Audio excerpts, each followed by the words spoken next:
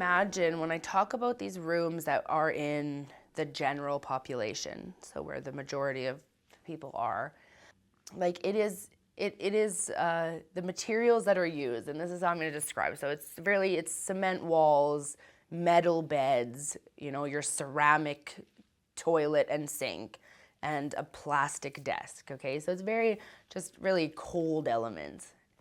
And then when you go down to, so the hole, we call it the hole, it's secure. They call it secure. So it's a secured location where you're only let out of your room for 2 30-minute breaks a day, if there's staff to allow that to happen. So sometimes it may be 1 30-minute break, it may be a 15-minute break. You might not get a break at all because there just wasn't staff to permit that to happen. So the rooms down there are metal toilets, metal sinks, metal beds. The lights are on all the time in any of your cells. The whole prison, your lights never shut off. They dim at nighttime to a night light setting. So you're never in the dark ever, which they obviously want to be able to see you. So when you're down there, it's kind of like the lights are a little bit brighter. The rooms are a little bit colder, and you never get to leave your room, really. You have no interaction with a human because you see out of a window this big. They hand you your food through a slot because when you're in there, they assume you're in a heightened state and that you're dangerous to them.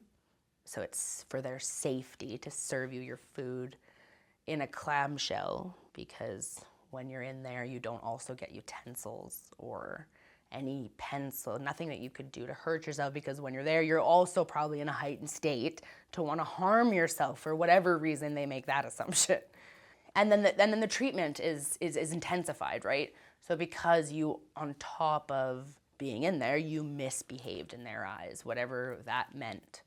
And like I said, my heightened state of emotion from losing my pet could have resulted in me being there. So not every single person that's in there did something, like got into a fight. Not every single person down there is in there for that reason.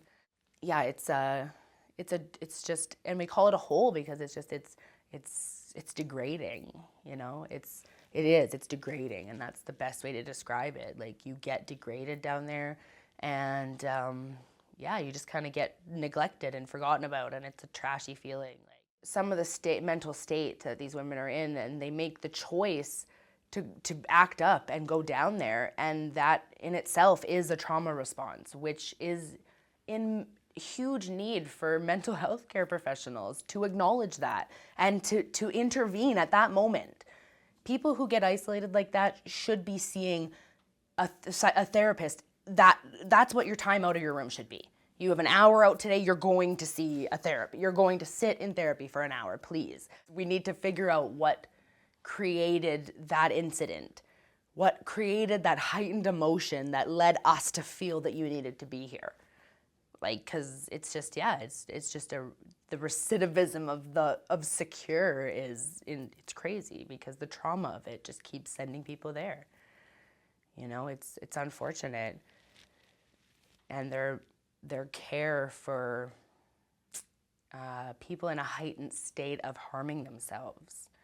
You know, the places they put them is, you get put into a smock, like none of your own clothes, and just this heavy gown that hangs over you so you can't harm yourself. You're put in a room with no blankets, no pillows, no anything until they feel you're safe. Like, that's not conducive to anyone's mental state. Just taking away harmful objects isn't how you're gonna help that person not feel that they want to hurt themselves. It doesn't make a lot of sense to me how just a human being doesn't see that's not conducive and doesn't speak up on behalf of it. Like, the amount of people that are just like, this is just the way it is. Like, this is the way we do things. Like, they're complacent.